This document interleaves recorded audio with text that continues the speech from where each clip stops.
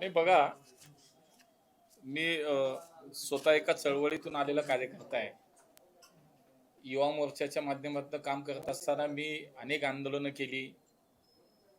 अनेक वेळा रस्त्यावरती आम्ही उतरलो. पोलिसांच्या काठ्याही खाल्लेला कार्यकर्ता आहे मी. त्यामुळे 2 दिवसापूर्वी माझ्या कार्यालयावरती काँग्रेसनं जो काही मोर्चा आणला होता, जे काही आंदोलन केलं होतं, एक लोकशाहीचा भाग होता. लोकशाहीमध्ये संविधानं दिलेला प्रत्येकाला अधिकार आहे. त्यामुळे त्यांनी ते आंदोलन केल्यानंतर मी संसदेचं अधिवेशन चालू आहे, दिल्लीला होतो. त्यानंतर सुद्धा मी कुठलाही एक फोन सुद्धा ना डेक्कन पोलीस स्टेशनला केला, ना पोलीस आयुक्तांना केला. कारण हा एक लोकशाहीचा भाग आहे, म्हणून मी त्याच्याकडे पाहतो. त्याच पद्धतीनं मला असं वाटतं की जे आत्ता गेले काही दिवस जंतर मंतरवरती जे आंदोलन विद्यार्थ्यांचं सुरू आहे, त्याबद्दलही माझं मत स्पष्ट आहे की हा सुद्धा या देशातील प्रत्येक व्यक्तीला संविधानानं दिलेला अधिकार आहे. संविधानामुळे आपले हक्क, आपला न्याय मागण्याचा अधिकार प्रत्येकाला आहे. त्यामुळे विद्यार्थ्यांचं हे आंदोलन हा त्यातलाच एक भाग आहे. फक्त जी घटना झाली ज्याच्यामुळे हे आंदोलन होतंय, नीटचे पेपर लीक झाला आणि लाखो विद्यार्थ्यांना अडचणींना सामोरं जावं लागलं, ही दुर्दैवी घटना आहे. परंतु तातडीनं त्याच्यामध्ये लगेचच सरकारनं हस्तक्षेप केला. ताबडतोब त्याच्या संदर्भात अनेक राज्यांमध्ये छापे मारण्यात आले आणि 13 माणसं याच्यामध्ये जे दोषी आढळले त्यांना अटक केली. आज ते जेलमध्ये आहेत. देशातली आपल्या सर्वोच्च यंत्रणा, जी तपास यंत्रणा आहे, सीबीआयच्या माध्यमातून सुद्धा त्याची चौकशी सुरू झाली. कुठल्याही प्रकारे कुठल्याही दोषीला सोडलं जाणार नाही, हे माननीय प्रधानमंत्र्यांनी वारंवार सांगितलं. आजही माननीय प्रधानमंत्री असं म्हणतात की देशातील प्रत्येक विद्यार्थ्याचं स्वप्न आणि भविष्य हे आमच्यासाठी, सरकारसाठी सर्वोच्च प्राधान्य आहे. आणि म्हणून या सगळ्या झालेल्या घटनेच्या पार्श्वभूमीवरती प्रधानमंत्र्यांनी हे स्पष्ट केलं की देशाच्या युवकांच्या भविष्यापेक्षा आमच्या दृष्टीनं काही महत्त्वाचं नाही. दोषींवरती जलद आणि कठोर कारवाई करण्याचे निर्देश सरकारने दिलेले आहेत. आणि या संदर्भात माननीय प्रधानमंत्र्यांनी हे स्पष्ट केलं की हा सगळा तपास फास्ट ट्रॅक न्यायालयाच्या मार्फत केला जाईल आणि त्याची स्थापना त्वरित केली जाईल. बघा, त्यावेळेला सुद्धा ज्यावेळेला पेपर लीक झाला त्यानंतर ताबडतोब सरकारने या सगळ्या ॲक्शन घेतल्या. आणि बघा, नीटची परीक्षा देशभरात घ्यायची, जवळजवळ 24-25 लाख विद्यार्थी या परीक्षेला बसतात. 6 महिने याची तयारी चालते. पण जसा पेपर लीक झाल्यानंतर ताबडतोब ती परीक्षा रद्द करण्यात आली आणि पुढच्या केवळ 37 दिवसाच्या तयारीवरती पुन्हा नीटची परीक्षा झाली आणि त्याचा निकाल हा विक्रमी वेळेमध्ये, म्हणजे केवळ 25 दिवसामध्ये त्याचा निकाल लागला. आज लाखो विद्यार्थी जे पास झालेत त्यांचे प्रवेश सुरू झालेत. त्यामुळे एकतर हे झाल्यानंतर जे झालं ते चुकीचं झालं, त्याच्यावरती कारवाई करण्यात आली, त्याच्यावरती गुन्हे दाखल करण्यात आले, 13 लोक जेलमध्ये टाकण्यात आलीत. SITच्या मार्फत, सीबीआयच्या SITच्या मार्फत चौकशी सुरू झाली. आणि दुसऱ्या बाजूला परीक्षेमुळे, या झालेल्या प्रकारामुळे विद्यार्थ्यांचं नुकसान होऊ नये म्हणून ताबडतोब परीक्षा झाली, कमी वेळेमध्ये त्याचा निकाल लागला, विद्यार्थ्यांचे प्रवेश सुद्धा झाले. त्यामुळे सरकारने ही जबाबदारी निश्चितपणे स्वीकारली आहे की कुठल्याही पद्धतीनं या ठिकाणी विद्यार्थ्यांचं देशामध्ये नुकसान होणार नाही, म्हणून ती काळजी घेतली गेली. आज विद्यार्थ्यांच्या या आंदोलनाच्या मागे खरं तर अनेक राजकीय पक्ष याच्यामध्ये घुसलेत. आप असेल, काँग्रेस असेल, आणि विद्यार्थ्यांच्या आंदोलनाच्या मागे उभे राहून, विद्यार्थ्यांच्या खांद्यावरती बंदूक ठेवून स्वतःची राजकीय पोळी भाजण्याचं काम ही मंडळी करतायत.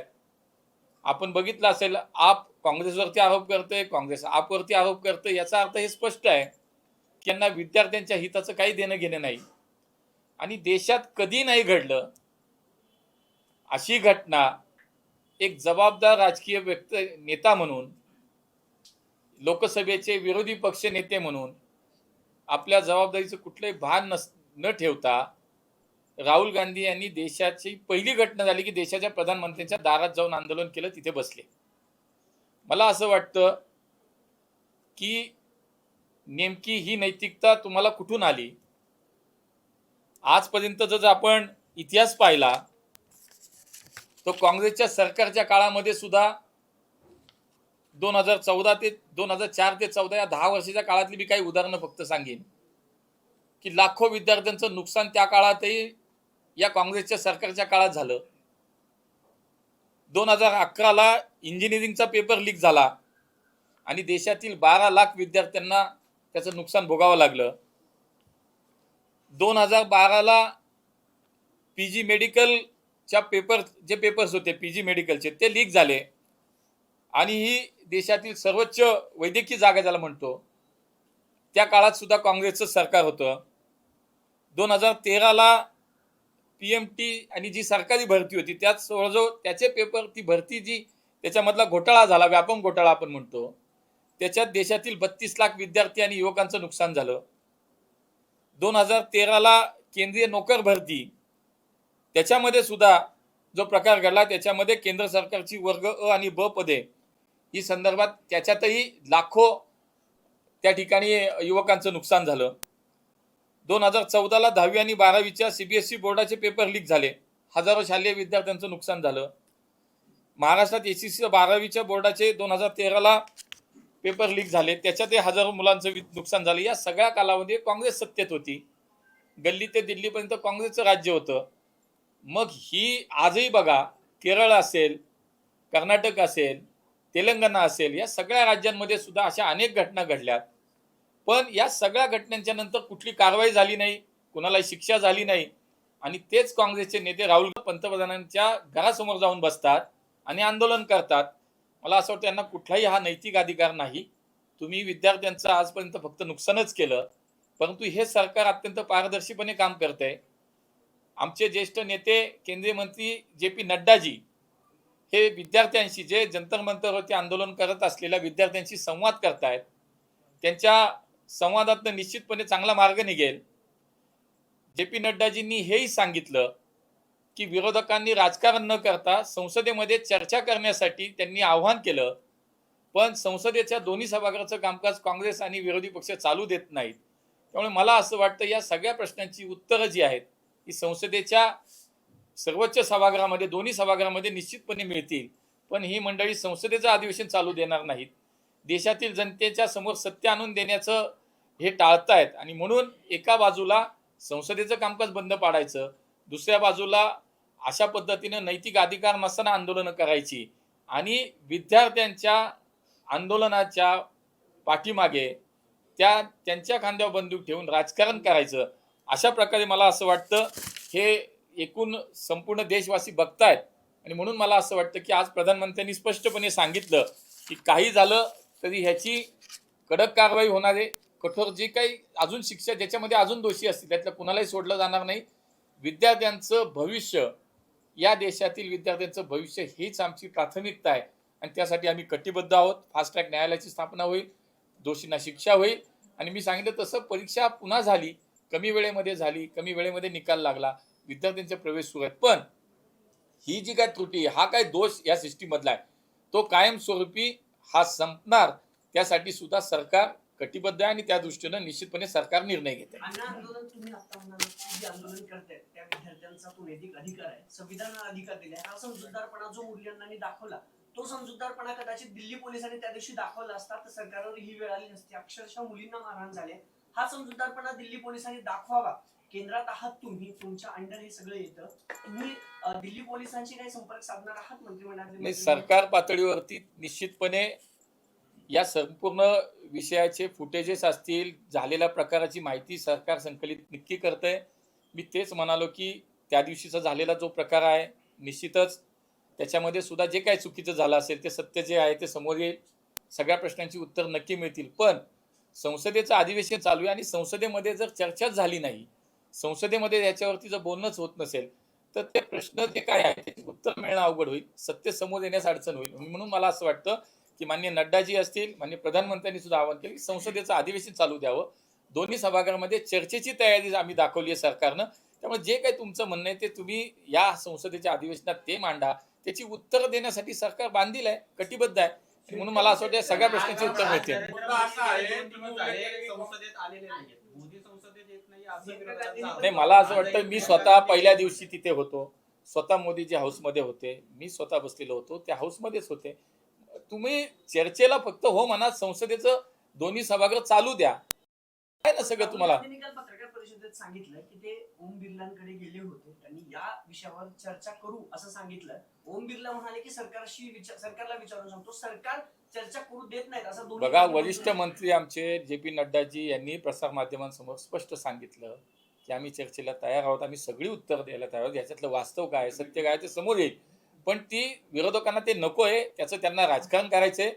विद्यार्थ्यांचं हित यांना काही देणं घेणं नाही त्याच्याशी. त्यांना फक्त राजकारण करून याच्यामध्ये आपला स्वार्थ साधायचा आहे. पण माननीय प्रधानमंत्री मोदीजी असतील, भारताचं आमचं म्हणजे देशाचं सरकार असेल, हे विद्यार्थ्याच्या भविष्याची निश्चितपणे कुठल्याही प्रकारचं चुकीचं होऊ देणार नाही, यासाठी आम्ही कटिबद्ध आहोत आणि त्यासाठी आम्ही नक्की. माझा मुद्दा असा आहे, तुम्ही सांगितले की काँग्रेस काळात अनेक घोटाळे झाले, मान्य आहे. पण काँग्रेस काळात मंत्र्यांचे राजीनामेही घेतले जात होते. पण तुमच्या काळात एवढे घोटाळे, एवढे आरोप झाले, पण एकाही मंत्र्याचा राजीनामा मी तेच घेतला नाही. सांगतो. आता इथं तुमची भूमिका आहे मला की कळलं. मंत्र्याचा राजीनामाच घ्यायचा नाही. कळलं मला ते. मी तेच आपल्याला सांगतो की शेवटी या सगळ्या विषयावरती चर्चा होणं महत्वाची आहे. देशातील जनतेसमोर सत्य पुढे समोर येणं महत्वाचं आहे. आणि म्हणून हे कधी होईल, ज्या वेळेला सभागृहामध्ये संसदेच्या अधिवेशनामध्ये त्याच्यावरती चर्चा होईल, त्यावेळेला तुम्ही तुमचं म्हणणं मांडा, सरकार त्याचं उत्तर दिलं. शेवटी ज्याच्यात तो दोषी असेल, प्रधानमंत्र्यांनी सांगितलंय ना की जे काय करायचं ते आम्ही करू, पण तुम्ही चर्चा तर केली पाहिजे. त्याच्यात सत्य काय ते समोर आलं पाहिजे. नाहीतर कोण काय बोलतोय याच्यापेक्षाही मला असं वाटतं की जेव्हा ही चर्चा होईल, देश संपूर्ण सगळा पाहिल, देशातली जनता पाहिल, तेव्हा येणारच आहे. तेव्हा मला असं वाटतं याच्यावरती बोलणं योग्य आहे. तोपर्यंत नैतिकता म्हणून प्रभाव नको म्हणून राजीनामा द्यायला काय हरकत आहे? म्हणूनच त्याच्यावरती ताबडतोब कारवाई केली. त्याच्यावरती ताबडतोब कारवाई केली. त्याच्यामागचा खरा दोषी कोण आहे हे शेवटी सीबीआय सारखी देशातील सर्वोच्च तपास यंत्रणा त्याच्यामध्ये कामाला लागली. आता त्यांनी SIT स्थापन केली आहे. त्याच्यामध्ये जे काही प्राथमिक अहवालात दिसले ते 13 लोक जेलमध्ये टाकलेली आहेत. आता त्याचा विस्तृत तपास होईल, चर्चा हाऊसमध्ये होईल आणि खरं ते आहे ते समोर येईल. तुम्ही काँग्रेसची मोठी यादी तुम्ही वाचली, त्यामुळेच काँग्रेस अशा पद्धतीने बाहेर पडली, सरकार बदललं. तुमचं सरकार, तुमच्या काळात बी तेच होते. म्हणून मी तुम्हाला सांगितलं की भविष्यामध्ये असं होणार नाही याची खबरदारी सरकार घेते. झालं त्याच्यावरती ताबडतोब इलाज केला गेला, ताबडतोब त्याच्यावरती कारवाई केली गेली. मी तुम्हाला सांगितलं केवळ अशा परीक्षा घ्यायला जवळजवळ 6 महिन्याची पूर्वतयारी सरकारला लागते. केवळ 37 दिवसात लगेच नीटची परीक्षा पुन्हा झाली. 25 दिवसाच्या आत निकाल लागले. विद्यार्थ्यांचं वर्ष वाया जाऊ नये, विद्यार्थ्यांचं नुकसान होऊ नये यासाठी ताबडतोब जे करायचे दोन्ही गोष्टी केल्या. एका बाजूला कारवाई केली दोषींवरती आणि दुसऱ्या बाजूला ताबडतोब परीक्षा रद्द करून दुसरी परीक्षा झाली, निकाल झाले, विद्यार्थ्यांचे प्रवेश सुरू झाले. त्यामुळे सरकार त्याची जबाबदारी झटकत नक्की नाही. दिल्लीत लाठीचार्ज झालं ते योग्य होतं की नाही? 20 जणांना आपला जीव द्यावा लागलाय आणि मग हे म्हणजे ही कुठल्या सरकारसाठी भूषणावह बाब नाहीये की आम्ही 37 दिवसामध्ये झालेली घटना 100% दुर्दैवी आहे. 20 मुलांचे जीव गेले. 100% झालेली ही घटना दुर्दैवी आहे आणि म्हणून त्याच्याकडे आम्ही संवेदनशील भावनेतच पाहतोय. त्यामुळे कडक आंदोलन बघून वाटत नाही की भाजप सरकार या सगळ्याकडे चर्चा चालू आहे ना. शेवटी बघा, एखादं आंदोलन सोडायचं असेल तर त्याला एकच माध्यम आहे, चर्चा, संवाद. तो संवाद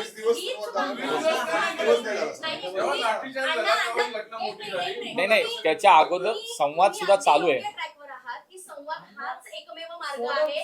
ही चर्चा त्यांना अपेक्षित आहे.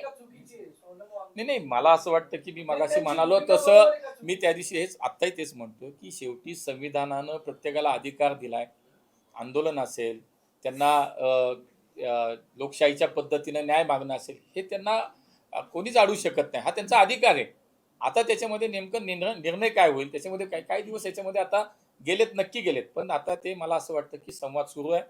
याच्यामध्ये निश्चित लवकरच मार्ग निघेल आणि विद्यार्थ्यांच्या संदर्भातलं जे काही आंदोलन चालू आहे, मला असं वाटतं त्याच्यातनं 100% काही ना काही संवाद आणि समन्वयातनं मार्ग. राजीनाम्याची काही हालचाल सुरू आहे का? सरकार धर्मेंद्र प्रधान यांनी राजीनामा द्यावा की न द्यावा? मी आता पुन्हा तोच प्रश्न येतो. मी तेच सांगितलं की शेवटी तपास सुद्धा सुरू आहे, संसदेमध्ये याची चर्चा सुद्धा चालू होणार आहे. संसदेत चर्चा झाल्यानंतर सत्य समोर येईल ना, सत्य समोर येईल. एखाद्या संस्थेमध्ये जर घोटाळा होत असेल तर त्याचा सर्वोच्च पदावरचा जो माणूस त्याची तो बी जबाबदार असतो त्या खात्याचा तो.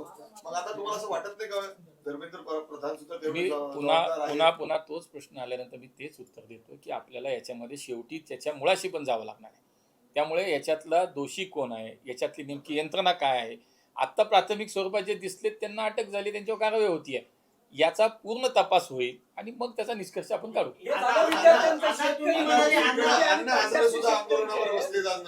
तुम्ही म्हणालो ना प्रत्येकाला अधिकार आहे, प्रत्येकाला अधिकार आहे तो.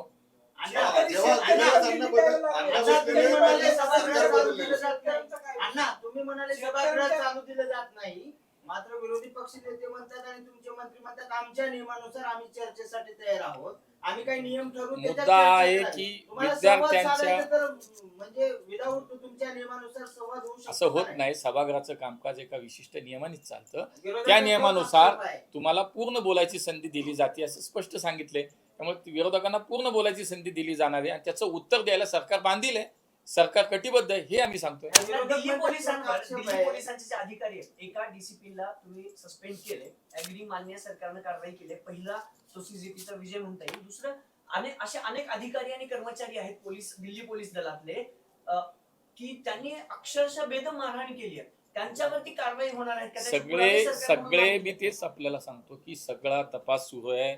सीबीआयच्या मार्फत SIT स्थापन केलेली आहे. जंतर मंतरवरचा विषय असेल, संसदेच्या आजूबाजूला जो काही मोर्चा तिथपर्यंत आला त्यावेळेचा जो काही विषय असेल, एकूण सगळ्याच घटनेचा CBI तपास सुरू आहे. देशातली मी म्हणालो तशी सर्वोच्च तपास यंत्रणा आहे. आता याच्यात जोपर्यंत सत्य समोर येत नाही तोपर्यंत आता बोलण्यात राहतं, पण नक्की जे दोषी असतील त्याच्यावरती कारवाई होईल. उद्धव ठाकरे राज ठाकरेंनी मोर्चाचं आयोजन केलंय. उद्धव ठाकरे राज ठाकरेंनी मोर्चा मुंबईत काढायचं ठरवलंय, तर या सगळ्या घटनेकडे कसं बघतात?